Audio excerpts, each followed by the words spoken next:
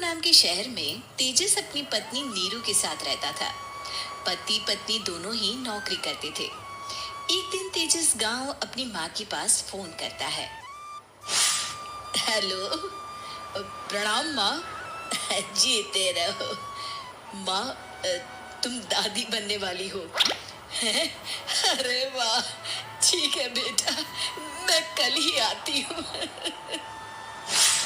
जब माँ जी शहर पहुंची तो बेटी बहू ने बहुत अच्छे से स्वागत किया। लीजिए माँ जी, चाय।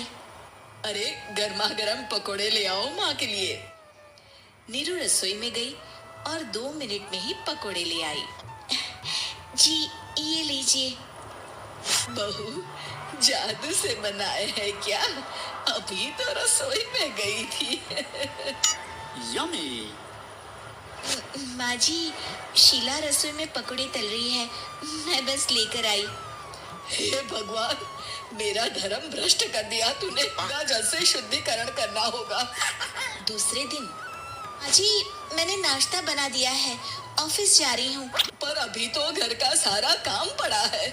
शीला आती ही होगी, झाड़ू पोछा बर्तन कपड़े वो सब कर लेगी। हमारे जमाने में घर का सारा काम हम ही करते थे। जी माँ जी, आप बहुत होशियार हैं, मैं घर ऑफिस दोनों नहीं संभाल पाती।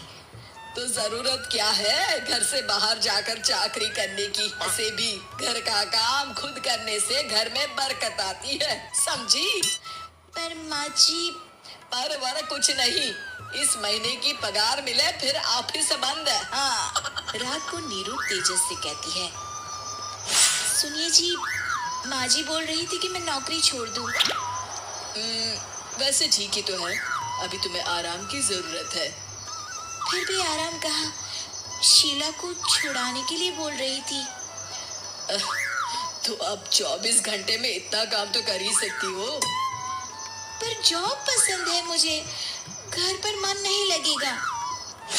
अगले दिन जब दोनों ऑफिस के लिए निकल रहे थे, मेरी तो कोई कीमत ही नहीं है इस घर में।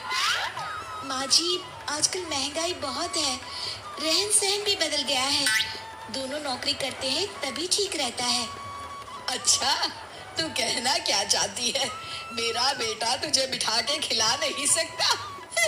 तू ही इस घर का खर्च चला रही है, हैं? नहीं माँ जी, मेरा वो मतलब नहीं था। मतलब खूब समझती हूँ, ये बाल धूप में सफेद नहीं किए मैंने। हाँ। अब तो ये रोज का काम हो गया था। तेजस भी रोज की झिकझिक से परेशान हो गया था। एक दिन उसने कहा, नीरू, वैसे भी तुम्हें मैटरनिटी लीव मिलने वाली है, तो अभी से ही छुट्टी ले लो। पर क्या, मेरी सैलरी अच्छी खासी है। आखिर नीरू ने रिजाइन कर दिया। जब बच्चा हुआ तो घर में सब बहुत खुश हुए। कुछ दिनों बाद तेजस फाइल देख रहा था। क्या हुआ तेजस, कुछ परेशान लग रहे हो? अब हाँ, वो हमारी जितनी सेविंग्स थी वो तो हॉस्पिटल में और छठी के फंक्शन में खत्म हो गई है नीरू। और अभी वैसे मंदी चल रही है तो मैं बोल रही थी कल मुन्ना को हेपेटाइटिस का टीका लगवाना है। नीरू, क्या पोस्टपोन नहीं कर सकते? नहीं जी, बिल्कुल नहीं। अब तेजस को समझ में आ रहा था कि उससे गलती हुई है। पैसों की कमी का असर घर के माहौल पर भी पड़ रहा था। अगले दिन, बेटा मेरा चश्मा और ये दवाइयाँ ले आना, पर्चा देते हुए माँ जी ने कहा। जी। तेजस, मुन्ना के लिए दूध का डिब्बा और डायपर भी ले आना, और ये किराने के सामान की लिस्ट है, इसे भी लाना है। तेजस गुस्से में लिस्ट मरोड़ कर फेंकता है और चिल्लाता है, पैसे क्या पेड़ पर उगते हैं? ये ले आना, वो ले आना। अरे पर ये जरूरत का सामान ही है। वो गुस्से में बिना कुछ कहे ऑफिस चला गया। अरे अरे लंच तो ले जाइए। नीरू दौड़कर डिब्बा पकड़ाती है। एक दिन खाना खाने के बाद, नीरू, अब तो मुन्ना कुछ बड़ा हो गया, तो अब तुम वापस ज्वाइन कर लो ना। जॉब। पर इस रिसेशन में जॉब मिलना बहुत मुश्किल है। ट्राई तो करो। फिर मुन्ना, माँ जी है ना, और एक फुल टाइम मेड भी लगा लेंगे। पर माँ जी, उन्हें तो पसंद नहीं।